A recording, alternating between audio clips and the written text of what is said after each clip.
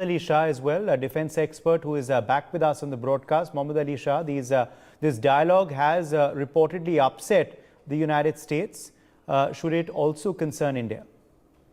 Well, Uday, firstly, I totally agree with the master Deepak Vora. Yes, Russia is going to be very, very careful of being friends with China. They would know that anyone who is made friends with China this is what has happened. But I would say it's diplomacy that's happening over there. Both Russia and China have one thing in common. They have not been friends with America.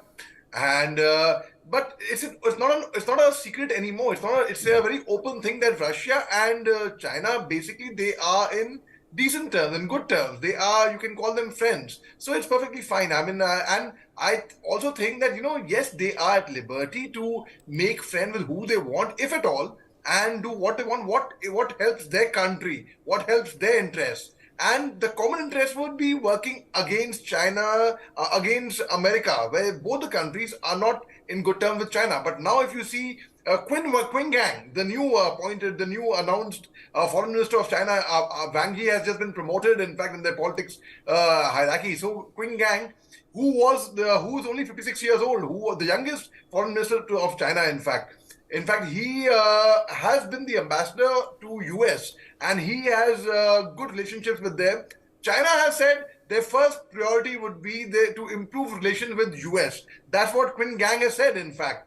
So when this is something that they do something and they say something and they do something else. Now Russia is well aware of it. And Ambassador Deepak Vora serves there. He knows that place. He knows how Russians think.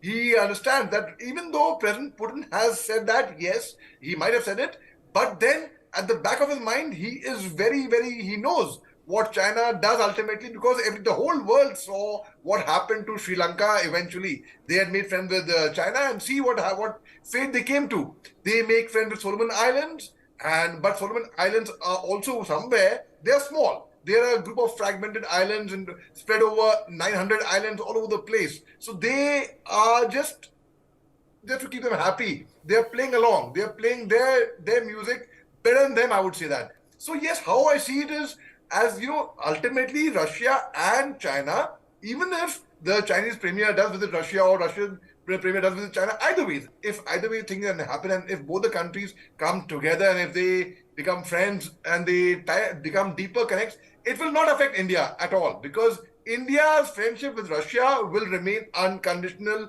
how it is. At the same time, India will not take it badly. I don't think so. That's my perception. Even if Russia makes friends with China, because that is their own personal doing. We are not in good terms with China. The whole world knows this.